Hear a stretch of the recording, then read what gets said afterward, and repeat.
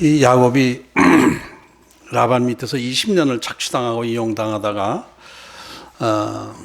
하나님께서 떠나라고 이제 고향으로 떠나라고 말씀을 주셔서 이제 어떻게 떠나야 되는가를 고민하다가 라반의 그 봄철에 그 라반의 그 양털 깎는 축제 기간을 이용해서 몰래 하란 땅을 떠나 가나안 땅으로 도망하게 됩니다. 이 하란 땅에서 가나안 땅을 오려고 하면은 지도를 보면은 그 유프라테스 강이 이렇게 있고 티그리스 강인데 유프라테스 강 그 하란에서 유프라테스 강을 바로 만나게 돼요. 가나안 땅으로 올라가게 되면은 몇십 킬로 안 가서 이 유프라테스 강이 가로막히게 돼요. 근데 제가 그 수백 마리 양떼 가축들을 이끌고 어떻게 그 유프라테스 강을 건넜을까 한참 고민을 했습니다. 고민하다가 아마 뗏목을 만들어서 커다란 뗏목을 만들어서 이렇게 건너지 않았나 이런 생각을 혼자서 해봤습니다. 그냥 혼자 생각입니다. 근데 이제 성경을 보면 31장 21절에 그냥 그의 모든 소유를 이끌고 강을 건너 길르앗산을 향하여 도망했다. 이렇게 그냥 간단하게 기록하고 있습니다. 그러니까 저는 그 궁금해서 그냥 생각해 본 것이지 그걸 이렇게 무슨 의미를 가진 건 아닙니다. 그리고 또 31장 23절에 보면은 이 라반이 7일 만에 길르앗산에서 야곱의 무리를 만났다 이렇게 했습니다. 이 지도를 찾아보면은 길르앗산은 갈릴리 바로 아래 요단강 동편 쪽입니다. 갈릴리가 이렇게 갈릴리 호수가 있으면은 요단강이 있고 요쪽이 길르앗 산지예요. 길르앗 산지. 그 성경에 보면 길르앗 라못 이렇게 되는데 그 라못이란 말이 산지란 뜻입니다. 길르앗 라못 하면은 길르앗 산지란 뜻이에요. 이 산이 쭉 그 요단강 옆으로 우리가 지도상으로 볼 때 요단강 오른쪽 갈릴리 바로 밑에 오른쪽 이렇게 보면 산지가 있는데 그 길르앗 산지입니다. 그러면 그 갈릴리 밑이니까 가나안 땅에 다 온 것이죠. 거기까지 쫓아왔어요. 일주일간. 이 주석을 보면은 하란 땅에서 길르앗 산지까지 480km 된다고 그래요. 정확한지는 모르겠습니다만 480km가 넘지 않을까. 이 거리를 보면은 3분의 2를 온 거예요. 가나안 땅 예루살렘에서 봤더라도. 그게 일주일 동안 쫓아왔었다는 거예요. 3일 늦게 출발해서 일주일, 그러니까 야곱이 떠난 지 열흘 만에 길르앗 산에서 야곱을 만난 거예요. 근데 이제 이 야곱은 480km나 되는 500km 가까이 되는 것을 열흘 동안 달려왔다고 하면 하루에 50km를 짐승들을 데리고 왔는데 어떻게 그렇게 빨리 갈 수 있나. 아마 허겁지겁 그것도 또 도망갔던 것 같아요. 엄청 빨리 도망간 것 같아요. 근데 라반은 야곱보다도 한 수 더 속도를 높여서 70km, 하루에 7, 7이 49, 70km로 쫓아온 겁니다. 하루에 70km 정도를 달려서 일주일 만에 서울 부산 거리보다 더 먼 거리를 쫓아왔다는 것은 그냥 그 헤어지기가 아쉬워서 작별 인사하러 온 건 아니겠죠. 그죠? 이것은 무언가 악심을 품고 내가 이 자식 땅 끝까지로 쫓아가가지고 내가 이 재산을 다 뺏어오고 죽이든지 할 것이다라는 그 분노가 충천해서 달려온 것이라고 봐야 됩니다. 이런 라반의 그 마음 상태를 쭉 보고 계시던 하나님께서 이때 결정적인 순간은 항상 하나님께서 나타나시니까 우리 삶 가운데 가장 결정적인 순간에는 꼭 하나님께서 나타나시더라고요.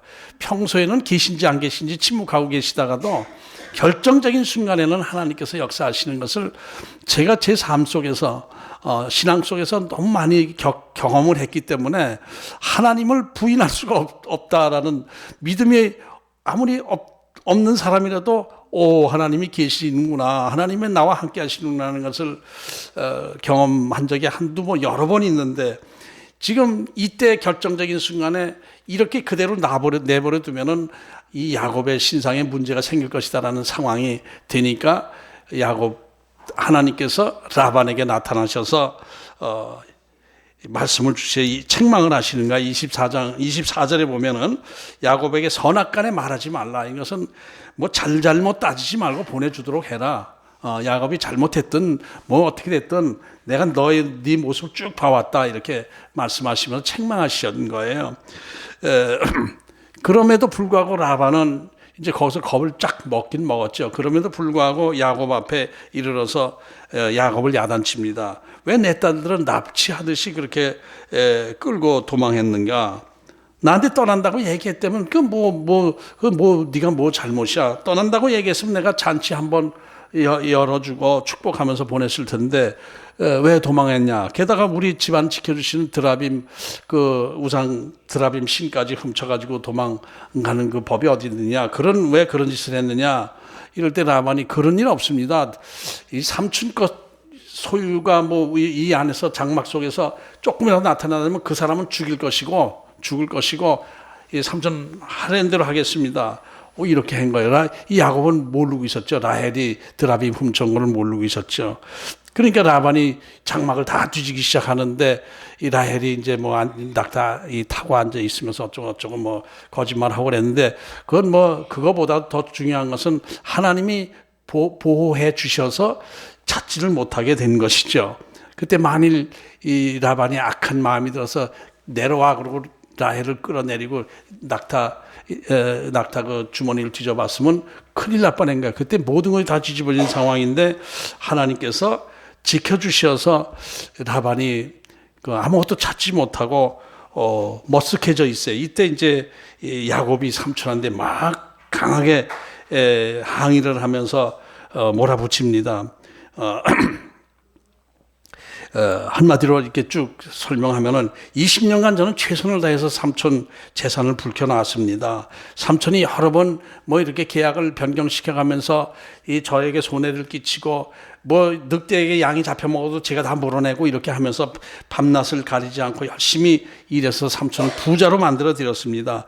제가 오고 나서 삼촌이 얼마나 부자가 되었습니까? 그런데 삼촌은 저에게 좋은 감정이 아니고 악한 감정을 가지고 저를 죽이지 못해서 여기까지 저를 쫓아왔습니다. 그것을 내가 섬기는 하나님께서 보시고 삼촌에게 나타나서 야단치신 것입니다. 이렇게 얘기하면서 만일 하나님이 도와주시지 않았다면 저는 죽거나 빈손으로 돌아가거나 할 것인데 하나님께서 야단치셔서 이 삼촌이 저 보내주려고 하는 그런 것입니다. 지금 상황이 그렇습니다. 이렇게 강하게 항의하니까 라반이 거기에 대해서 이제 대답을 하고 반응하고 하면서 뭐 이제 돌 무더기 제단을 쌓고 기둥을 쌓고 이 언약을 맺는 그런 내용이 오늘 본문의 시작입니다. 43절을 보면은 오늘 본문 43절 보면은 라반이 야곱에게 대답하여 이르되 딸들은 내 딸이요 자식들은 내 자식이요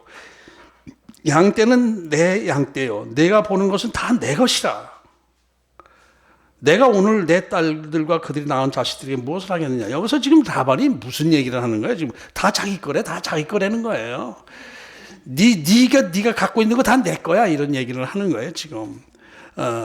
이것을 보면은 야곱을 완전히 라반은 노예 취급하고 있었다는 것을 그대로 표현하는 내용입니다. 노예는 자기 개인 소유를 가질 수가 없습니다. 노예는. 이 학자들에 의하면 그 당시 노예들은 옷도 안 입혔다고 그래요. 빨개 벗고 뭐 다 짐승처럼 그냥 빨개 벗고 다 움직였다고 그러더라고요. 그러니까 노예는 완전히 자기 재산을 소유할 수가 없어요. 노예가 만일 혼자서 어디 가다가 황금 덩어리를 만한 거 주웠다. 그건 누구 거냐? 주인 겁니다. 그거 다. 그 노예가 또 다른 여종을 하고 결혼을 했다. 그러면 그 여자 부인도 주인 겁니다. 두 사이에 자식을 낳았습니다. 그거 주인 자식이에요. 그거 다 주인 겁니다. 소유권이 그렇게 되는 거예요. 이 라반은 지금 야곱 앞에서 그런 식으로 야곱을 말하는 거야. 네 눈에 보이는 거 다 내 거야. 그러면서 끝에 가서 조금 이제 풀어지는 것이 근데 내 자식들, 내 딸들이니 내가 어떡하겠니? 이렇게 얘기를 하는 점이 있긴 있었지만은 야곱이 얼마나 그동안 20년간 이런 마음을 가지고 있는 외삼촌 밑에서 20년간 일을 했으니 얼마나 서러운 일, 억울한 일, 그런 일이 많이 있었겠습니까? 굉장히 이용당했다라는 것을 알 수가 있어요. 그런 정신 사고방식 가진 사람 밑에서 일한다는 게 얼마나 힘들었겠느냐 말이에요. 야곱이 이 사랑하는 라헬을 아내로 맞이하려고 7년간을 종로로 했잖아요. 그런데 라반이 그 7년 끝나는 7년이 끝나서 이제 신부를 데려올 때 레아를 이제 넣어줬잖아요. 방에다 깜깜한 장막 속에 레아를 집어넣어줬어요. 그런데 이것도 처음에는 저는 그냥 큰 딸부터 먼저 시집 보내려고 그랬구나 이렇게 생각을 했는데 그게 아니더라고요. 가만히 생각해 보니까 레아를 대신 보낸 것은 이 야곱의 약점을 미끼로 해가지고 7년간 더 붙잡아 두려고 자기 딸들을 다 이용한 거나 마찬가지, 이용한 거예요. 딸들을. 그러니까 큰 딸 먼저 시집 보내고 뭐 작은 딸 다음에 보내고 이런 그 딸들 시집 보내는 개념이 아니라 오직 돈 많이 벌어주는 야곱을 붙잡기 위해서 딸들을 이용한 거예요. 이런 얘기입니다. 그러니까 딸들 것까지도 자기 재산을 늘려나가는데 도구로 이용했던 것입니다. 이 딸들도 그것을 알고 아버지를 원망하면서 이 야곱이 가나안 땅으로 떠난다고 할 때 아버지 편에 쓴 게 아니라 남편 편에 쓴 것도 그래서 그런 것입니다. 31장 15절을 보면은 아버지가 우리를 팔고 우리의 돈을 다 먹어버렸으니 아버지가 우리를 외국인처럼 여기는 것이 아닌가. 아버지를 원망하는 내용이에요. 이게 내용이 보면 당시 관습에서 딸 가진 사람들이 시집을 보낼 때는 신랑 측으로부터 지참금을 좀 받았단 말이에요.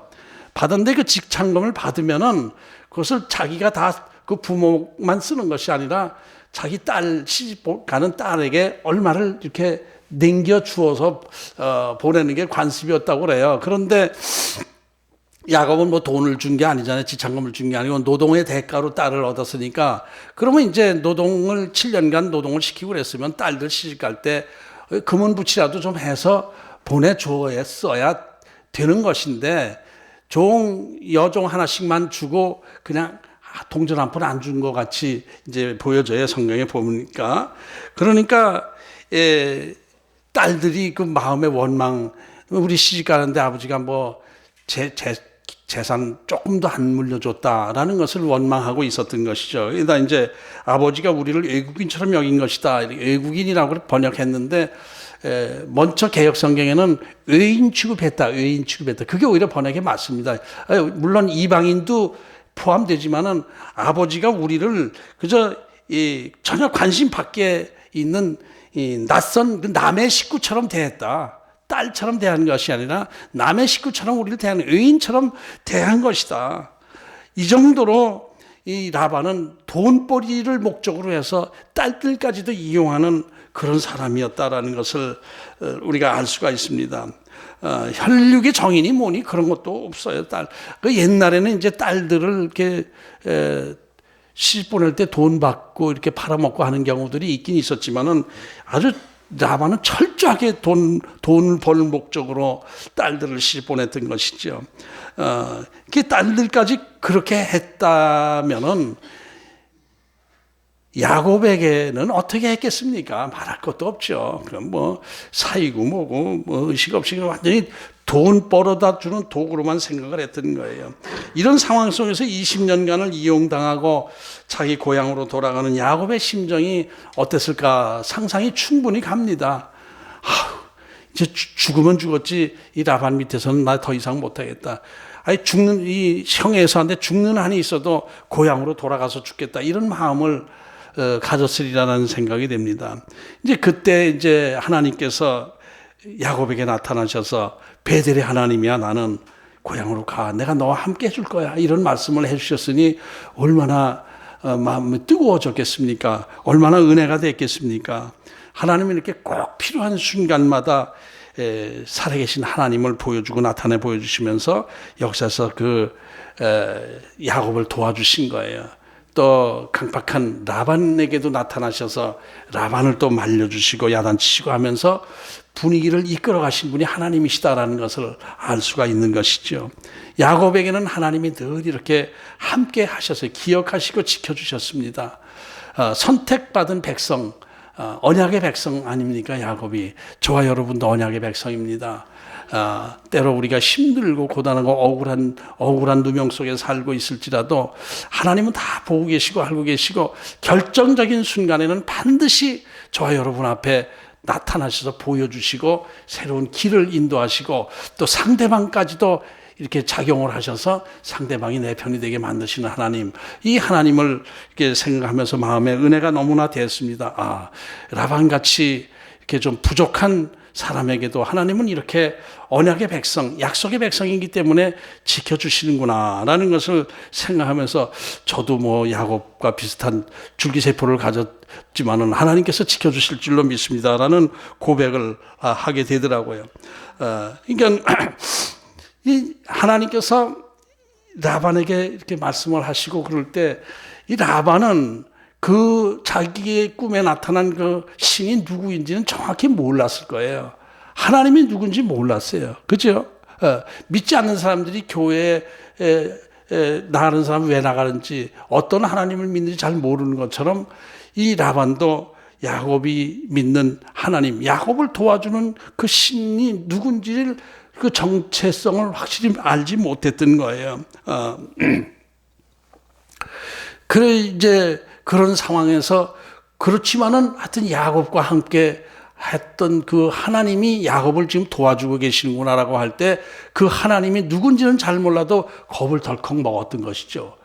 야곱을 그렇게 도와줬던 하나님한테 내가 잘못 보이면은 그 재산 다 뺏길 가능성도 있구나 이런 두려움을 갖게 되고 야곱을 보내줄 수밖에 없다라는 생각을 했던 것이죠. 그러나 이제 하나님이 누군지는 잘 몰랐지만은 그 야곱을 도와주시는 하나님에 대한 두려움은 가지고 있었던 것이죠. 그래서 이 야곱이 막 화를 내고 아마 그 전에 이런 일이 아마 없었을 거예요. 감히 야곱이 어떻게 그 무서운 라반에게 대들고 항의하고 질책하고 그랬겠습니까? 이제 하나님께서 나를 도와주신다, 함께 하신다는 것을 믿음을 가지고 그동안에 이 응어리졌던 것을 다 뽑아낸 것이 이제 지금 이 순간인데 그때 라반이 그전 같으면 버럭버럭 화를 냈겠지만은 이번에는 화를 내지 못하고 그래 알았다. 다 내 거야. 내 건 알지만은 네가 가지고 다 내 건 건 알지만은 그러나 내 딸들이고 내 손자들에게 내가 뭘 어떻게 하겠느냐. 나하고 언약을 맺자. 기둥을 세우고 그것을 증거물로 삼자 이렇게 얘기했어요. 이 기둥을 세우고 증거물로 삼자 이렇게 얘기한 것은 자기가 그 겁을 먹는 그 신, 어떤 신인지 몰라도 그 신에 대해서 신 앞에서 약속하자, 우리 약속하자 이것을 얘기하는 것이죠. 그래서 야곱이 알겠습니다 그러고 기둥을 세우고 돌무더기를 쌓고 이렇게 하는 내용이 나오는데 이제 여기서 그 다음에 쭉 보게 되면은 라반은 그 신이 누군지 몰라서 표현이 이상한 표현으로 나오고 야곱은 여호와 하나님을 찾으면서 하는 거예요. 같은 장소에서 같은 맹세를 하고 언약을 하지만은 그 신, 찾는 신은 두 사람이 각각 다른 신이었다라는 것을 보게 되고 제가 웃었습니다. 31장 53절을 보면은 53절을 보면 아브라함의 하나님, 나홀의 하나님, 그들의 조상의 하나님은 우리 사이에 판단하옵소서 하며 야곱이 그의 아버지 이삭이 경외하는 일을 가리켜 맹세하고 다르죠. 야곱은 그 이삭이 섬기는 하나님께 예배를 했고 이 라반은 아브라함의 하나님, 나홀의 하나님, 그들 조상의 하나님. 그러니까 옛날부터 자기들이 우상 숭배해 오면서 섬기던 그 하나님으로 얘기를 하는 거예요. 이게 뭐 크게 말하면 하나님께서 아브라함의 하나님, 나홀의 하나님, 또 그들의 조상의 하나님이 아니라고 할 수는 없지만은 지금 그 나홀이 생각하는 할아버지들이죠. 아브라함도 나홀도 라반의 할아버지예요. 직접 할아버지입니다. 아브라함은 큰할아버지이고 나홀은 자기 친할아버지이고 이렇게 되는데, 그리고 그들의 조상의 하나님이라고 얘기까지 하는 거 보면은 자기들이 그 전에 쭉 그냥 드라빔처럼 우상처럼 섬기던 그 하나님의 개념을 가지고 맹세를 하고 있는 거예요.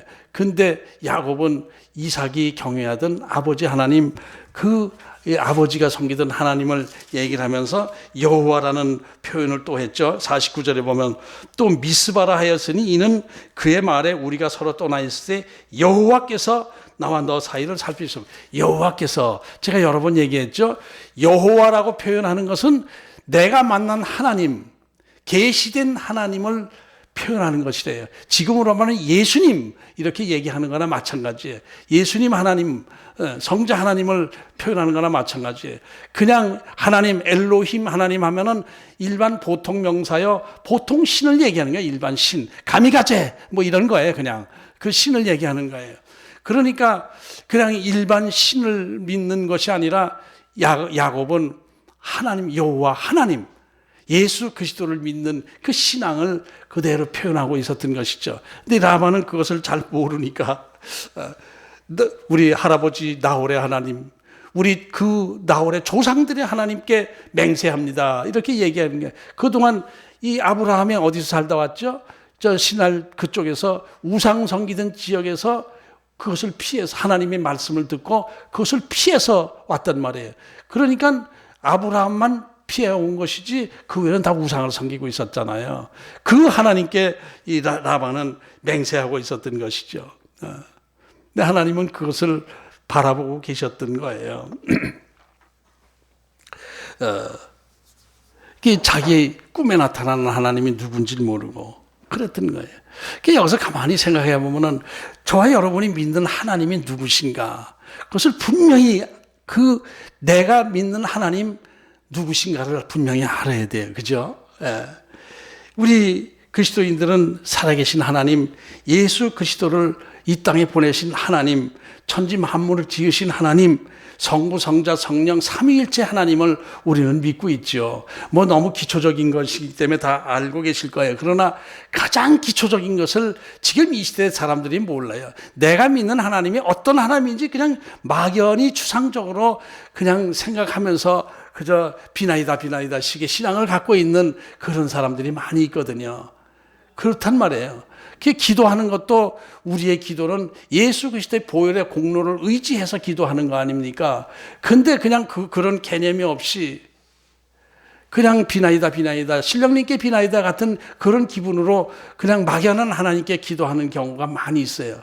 여기서 우리 신앙을 바르게 잡아야 됩니다. 숨어 계시던 하나님 같이 보이던 분이, 계시된 분이 예수 그리스도 아닙니까? 제가 생각할 땐 예수님은 구약의 여호와 하나님으로 나타나신 분은 다 예수 성자 하나님이 아니신가, 이런 생각을 해봅니다. 구체적으로 전부 이 성부 하나님은 만날 수 없다, 너희가 보면 죽는다 이렇게 얘기했지만은 하나님의 천사들, 구약에 하나님의 대리인들이 많이 이렇게 나왔단 말이에요. 천사들이라고 표현한 것이. 근데 보면 그게 하나님과 막 섞여 돌아가. 천사라고 그랬다, 하나님이라고 그랬다, 막 이렇게 돌아가요. 그분이 성자 하나님 아니신가? 여호와 하나님이라고 구약에 호칭해서 여호와 하나님이라고 하는 것은 바로 예수 그리스도를 구약에서 표현한 것이 아닌가, 이런 생각을 하게 되는데, 우리는 그 여호와 하나님을 믿는 것이죠.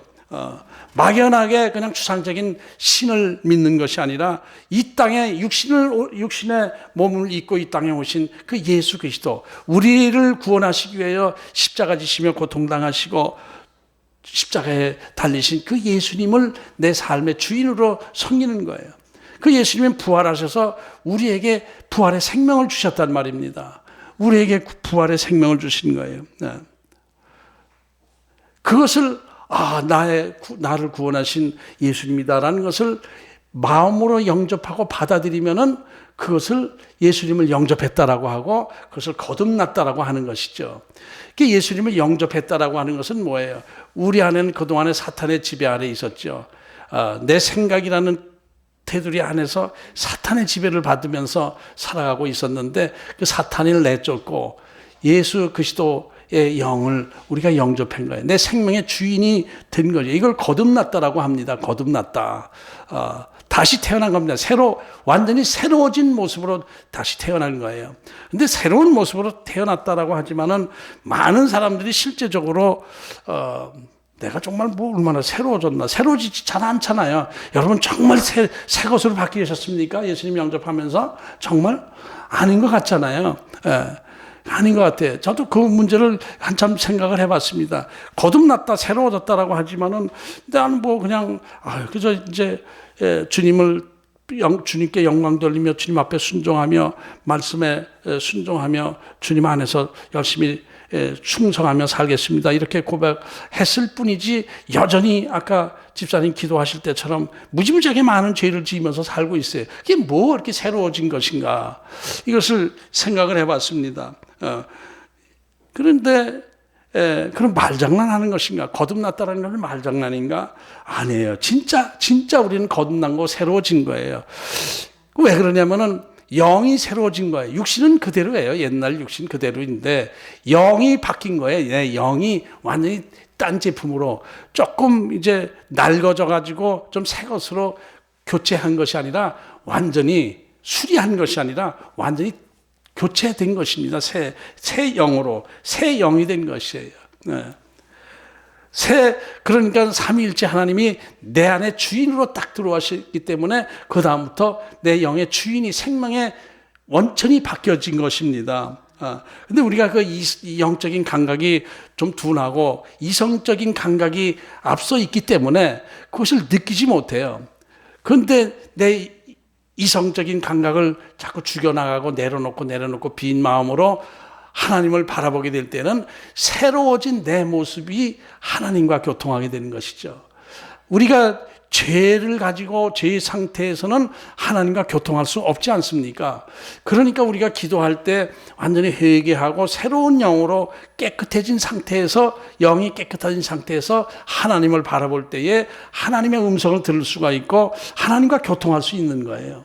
이것이 말처럼 쉬운 건 아닙니다. 그러니까 더 겸손해지고 낮아지고 내 이성의 껍질을 벗겨내고 육신의 욕망을 벗겨내고 할 때 그 속 깊은 곳에서 내 새 제품인 그 영이 이렇게 밖으로 드러나게 되면서 하나님과 교통할 수가 있게 되는 것이죠. 그러니까 우리가 새로워졌다라는 것은 하나님을 주인으로 섬기는 거예요. 여호와 하나님, 예수 그리스도를 나의 생명의 주인으로 모시고 섬기는 삶을 사는 것, 이것이 우리가 믿는 하나님의 정체성이란 말이에요. 그냥 비나이다 산신령님께 비나이다 이렇게 하는 것이 아니란 말이에요. 먼저 제 누님 장례식에 갔을 때 그분들이 그 믿음 없는 전통 유교 사상에 젖은 사람들이 어쩔 수 없이 기독교식으로 장례식은 치렀지만은 이제 교회에서 산소까지는 안 따라오고 화장터에서 그냥 거기 목사님이 화장터까지만 해서 하고 가니까 이제 아이고 이제 살았다 하면서 잘 됐다라고 하면서 잔뜩 이만한 상자를, 그것도 또 김학림 집사님이 또 지고 올라갔죠.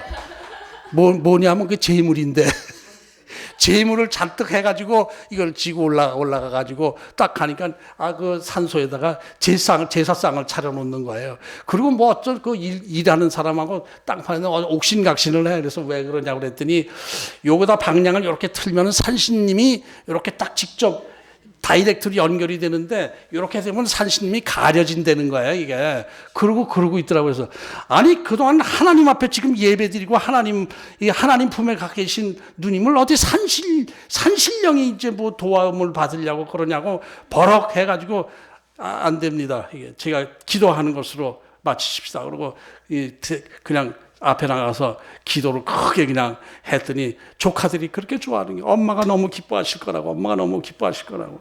아니 거기서 산신령께 제사를 지내려고 그러니 어떻게 그러는데, 그러니까 어떤 거긴 나이 지긋한 분이 나와가지고 우리 가문의 전통은 또 있으니까 나름대로 여긴 또 누님의 이 묘만 있는 것이 아니라 조상들의 묘가 쭉 있으니까 우리 조상들에게 우리 전통식대로 할 테니까 이해 좀 해 주십시오. 그래서 뭐 그걸 또 뭐라고 그럴 수 있어. 그래서 또 그냥 우리는 그냥 버스로 와 있었죠.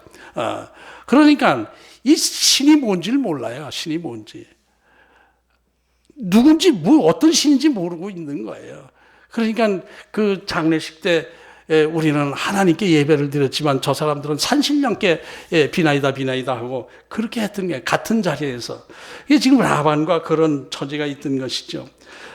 그래서 그런데 우리 믿는 우리들도 내 속 깊은 곳에 보면은 그 내가 믿는 그 하나님이 애매해. 어떤 하나님인지 산신령인지 뭔지 자기도 헤매. 그래서 소원을 비는 게 육신적 소원만 그저 빌고 그냥 그 소원 자체가 그냥 잡신에게 기도하는 소원 이런 것에 머물러 있는 사람들이 많이 있습니다. 믿지 않는 사람들 그저 그냥 그런 비슷한 사람들이 많아요. 또 비슷한 일이 또 있었는데 미국에서 오래간만에 친구가 한 20년 만에 왔을 때 제 가까운 친구 신앙생활 잘하다가 제가 전도해서 신앙생활 잘하다가 소천한 제 친구 그 친구가 소천했다 그래서 그 산소를 같이 가보자 해서 저쪽 그 석수동 있는데 거기 산소에 데리고 갔죠. 그 친구를 데리고 가서 친구 몇몇이 가서 제가 이렇게 기도를 이렇게 하는데 그 미국에서 온 친구가 뭐라고 그러냐면은 야 북어대가리라도 하나 놓고 기도해야 되는 거 아니야? 그러더라고. 하나님께 기도하는데 북어대가리가 무슨 역할을 한다고 그래? 눈 다 썩어버린 건데. 그랬더니 거기에 그 친구도 있었어요. 그 연병연방하는 그 친구도 같이 있었는데 그 친구가 피 웃고 저쪽으로 가더라고요.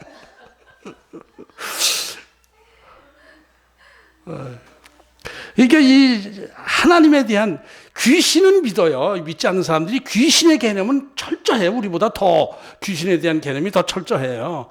근데 하나님은 또 인정하네. 참 그 사람들 참 이상한 사람들이야. 그리고 여기 하나님의 은혜죠. 우리가 하나님을 하나님으로 믿고 있다. 예수 그리스도를 나의 생명의 주인으로 섬긴다 하는 것이 얼마나 큰 축복입니까? 우리가 언약의 백성이기 때문에 하나님께서 그런 믿음을 주셨어요. 야곱이 얼마나 야곱도 세속적인 사람입니까? 육신적인 욕망이 강한 사람입니까? 근데도 하나님께서 자꾸 나타나 보여주심으로 해서 야곱은 막연하나마 그래도 약간 부족하나마 여호와 하나님을 믿고 의지하면서 이곳에 예배를 드리고 있었던 것이죠. 그래서 우리가 또 영적으로 더 자꾸 우리가 살아나기 위해서는 내 이성적인 감각, 육신적인 감각을 자꾸 죽여나가야 돼. 자꾸 내려놔야 돼요. 빈 마음이 돼야 돼요. 그리고 기도하고 하나님을 바라볼 때 하나님의 뜻을 알게 되고 하나님의 음성을 들을 수가 있는 거예요. 이게 하나님이 우리에게 숨어 계신다라는 느낌이 들 때는 나의 문제가 있는 거예요. 하나님이 숨어 계시는 것이 아니라 내가 하나님을 덮어놓고 있는 거예요. 내 이성과 육신이. 그래서 하나님이 숨어 계시는 것처럼 보이는 거예요. 물론 다 하나님의 크신 섭리, 역사하시는 하나님의 때와 시간이 달리기도 하지만은 그런 모든 것이 다 내 이성적인 감각, 육신적인 감각을 내려놓고 영적으로 하나님을 바라볼 때는 하나님의 때까지 이렇게 내가 깨달아지는 그런 은혜를 받게 되는 것이죠. 그래서 자꾸 우리는 이성적 감각, 육신적 감각을 자꾸 내려놓는 그런 훈련을 해야 된다라는 것입니다.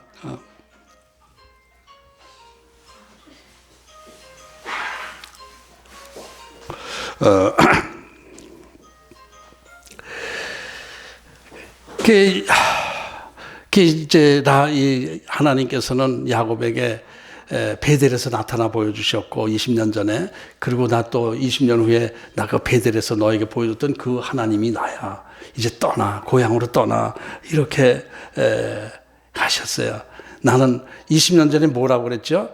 나는 내 할아버지 아브라함의 하나님이요 내 아버지 이삭의 하나님이야. 난 너와 함께 할 것이야. 이렇게 얘기한 것이 이 야곱에게는 크게 아주 못이 박힌 거죠. 그래서 아버지의 하나님이 바로 나를 지켜주시는 하나님이다라는 것을 믿고 이삭이 경외하는 그 하나님 앞에 예배를 드린 것이죠. 이 49절을 다시 한번 보면은 또 미스바라 하였으니 이는 그의 말에 우리가 서로 떠나 있을 때 여호와께서 나와 너 사이를 살피시옵소서. 미스바라라고 하는 그 단어는 망대, 이 파수꾼 보초, 초소 그거예요. 그리고 지키시다, 뭐 이제 그 보살피시다라는 거, 이 감시한다라는 의미가 가는 것이죠. 이 미스바는 망대, 파수대 이런 의미입니다. 거기서 감시하다, 보호하다라는 지켜주신다라는 그런 의미가 있는 거예요. 야곱은 그 여호와 하나님이라고 딱 그랬죠. 여호와라고. 나를 지켜주신 우리 아버지의 하나님 여호와 하나님께서 지켜주옵소서. 망대 미스바가 되어서 지켜주옵소서. 이렇게 해서 미스바라는 이름을 지어진 것이죠. 이런 것을 볼 때 야곱의 신앙이 조금 한 단계 성장한 것을 이제 볼 수가 있어요. 자꾸 보여주시니까 믿음 없는 야곱도 차츰 하나님 여호와 하나님에 대한 인식이 마음속에 들어오기 시작한 것입니다. 그래서 우리는 분명히 이 시간에도 살아계신 하나님, 부활하신 예수 그리스도가 내 안에 계시면서 내 삶을 이끌어 가신다라는 것을 다시 한번 이렇게 마음으로 확인하면서 의식하시기 바랍니다. 때때로 숨어 계신 것 같은 하나님인 것처럼 보여질 때에는 얼른 내가 하나님을 덮어놓고 계신 건 아닌가, 아주 하나님을 싸고 있는 건 아닌가, 나를 내려놓는 그런 훈련을 해야 되는 거예요. 이 거듭나게 되면 예수 그리스도를 내 삶의 주인으로 이제 영접하게 되면 거듭나게 된다는데, 거듭났다는 것은 근데 이제 보통 보여지는 것은 가치관과 세계관이 바뀌어지는 것이죠. 세계관과 가치관이 바뀌어지는 거예요. 믿지 않는 사람들의 세계관은 뭐예요? 보이는 것에 힘만 의지하는 거예요. 보이는 것만 의지하는 거예요. 보이지 않는 것은 다 거짓말이라고 하는 것, 믿지 않는 사람들의 세계관이죠. 가치관도 뭐예요? 보이는 것, 손에 잡히는 것만 가치 있는 것이지 보이지 않는 것은 가치 없는 것이다. 이렇게 보는 것이죠. 근데 우리가 거듭나고 나면은 가치관이 어떻게, 세계관이 어떻게 바뀌죠? 보이지 않는 하나님의 역사하심, 보이지 않는 하나님의 그 섭리 안에 내가 들어가는 거예요. 이 세계 우주는 보이지 않는 하나님의 능력 안에서 움직여지고 있는 것이다라는 것을 믿는 것이 세계관이 바뀌어지는 것이죠. 가치관도 보여지는 것, 손에 잡히는 것, 썩어 없어질 것의 가치보다는 보이지 않는 것, 영원한 것, 이 가치를 가장 소중하게 여기는 가치관이 또 바뀌는 것입니다. 그렇게 바뀌어야 되는 거예요. 이 라반이 이 하나님께 야단 맞고 나서 어쩔 수 없이 딸들과 야곱의 재산들을 이제 남겨주고 나서 야곱과 언약을 맺자, 기둥을 세우고 언약을 맺자는 내용을 정리해서 보면은, 첫째로 자기 딸들을 구박하지 말고 딸들 말고 다른 여자를 아내로 맞지 않도록 해라. 진짜 6.25 후에 처음으로 옳은 소리를 한 거예요, 진짜. 이제 딸을 딸로 생각하는 거예요. 그동안엔 자기 돈벌이 수단으로 딸들을 이용하고 이렇게 했지만은, 이제 하나님 앞에 야단 맞고 나서 약간 찜찜한 것이 이제 딸들을 그나마 이제 멀리 가나안 땅으로 이제 보낸다고 생각하니까 이제 그 아버지다운 얘기를 하는 거예요. 내 딸들 구박하면 안 돼. 약속해. 네가 믿는 하나님 앞에 약속해야 돼. 그리고 내 딸들 말고 딴 여자들을 아내로 얻으면 안 돼. 알았지?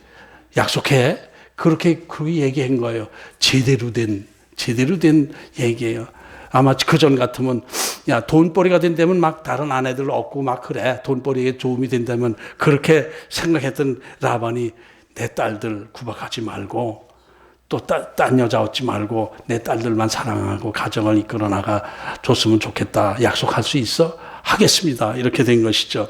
그 다음에 서로 해치는 일을 하지 말자. 서로 해치지 말자. 이 서로 해치지 말자라는 이 화평조약을 여기서 또 끼워붙인 것도 또 생각이 나는 거예요. 블레셋과 아브라함, 이삭 관계가 그렇지 않았어요? 블레셋이 강했었죠. 아브라함이나 이삭보다. 근데 결국 그 블레셋 왕이 아브라함에 찾아와서 평화조약을 맺읍시다. 당신을 보니까 하나님이 함께 하시는 뭔가 있기 때문에 당신 더 강해질 것인데, 강해지더라도 나를 해치지 않는다고 약속하시오. 우리 약속을 맺읍시다. 이렇게 아브라함에 찾아왔었고, 착한 이삭에게도 또 찾아와가지고 그런 화평조약을 맺었잖아요. 지금 라반도 지금 자기 조카 야곱에게 와서 서로 해치지 않도록 하자, 약속하자. 이렇게 한 거예요. 이건 뭐냐면은 라반이 은근히 겁을 먹고 있었던 거예요. 이 내 조카 야곱에게는 그 여호와 하나님이라는 신이 지켜주기 때문에 지금보다 훨씬 강해질 것이다. 이 친구는. 그래서 너무 힘이 강해지면은 이 하란까지 쫓아와서 내 재산 뺏어갈 수도 없지 않아 있을 것이다라는 겁을 좀 먹은 거예요. 하나님이 그만큼 위대하신 분이에요. 이 라반, 그 강팍한 라반을 겁을 먹게 한 거예요. 이야, 이 야곱에게는 분명히 뭔가 있구나. 뭐가 있구나. 야, 네가 강해져도 나를 해치지 않도록 약속하자. 이걸 한 거거든요. 그러니까 하나님이 얼마나 강하게 역사하셨나라는 것을 알 수 있어요. 근데 이것은 뭐가 있구나라고 제가 표현한 것은 제가 들었기 때문에 그래요. 저 자신에게. 제가 아주 힘들 때, 막 어려울 때 나를 그렇게 이렇게 이용하고 나를 좀 못 살게 무시하고 경멸하던 그 친구가 제가 이제 하나님 앞에 완전히 무릎 꿇고 나서 하나님께서 사업을 일으켜 주셨을 때 그 사람도 더 강자였죠. 사실 그때만 해도. 그런데 어느 날 찾아와가지고 거래가 끊어졌다가 찾아와가지고 당신을 보니까 당신 뒤에는 뭐가 있는 것 같다. 분명히 뭐가 있는 것 같다. 이러면서 이제 서로 우리 도우면서 살자. 서로 도우면서 살자. 그리고 다시 거래가 시작되면서 서로 돕고 도와주고 하는 그런 관계가 됐었거든요. 그때 하나님 앞에 내가 얼마나 감사했는지, 당신 뒤에는 분명히 뭐가 있다. 이 얘기 들을 때 얼마나 내 마음이 든든했겠습니까? 하나님이 지금 저와 여러분에게 그 말씀을 하실 거예요. 어떤 사람들이, 여러분들을 괴롭히던 사람들이 당신 뒤에는 분명히 뭐가 있다. 내가 모르는 뭐가 있다. 힘이 있다. 내가 당신한테 잘해 줄 테니까 우리 사이좋게 지냅시다. 이런 말을 듣게 될 줄로 믿습니다. 하나님이 함께 하실 줄로 믿습니다. 야곱에게 하나님이 함께 하시는 것을 라반이 이렇게 의식하고 그걸 평화조약을 부탁하는 내용을 한 거예요.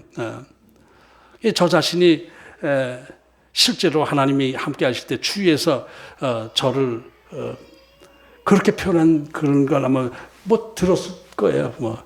직접 그렇게 얘기를 했어요. 당신 뒤에는 분명히 뭔가가 있다. 내가 알지 못하는 어떤 그 힘이 너를 도와주고 있다. 이런 말을 제가 이렇게 생각을 하면서 하나님께서 함께 하실 때는 이렇게 되는구나 라는 은혜를 생각했습니다.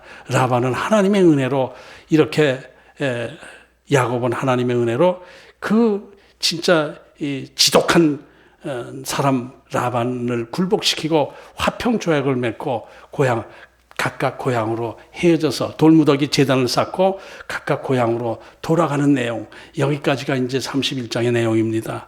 저와 여러분, 하나님께서 함께 하시고 늘 지켜주시면서 하나님이 도와주실 줄로 믿습니다.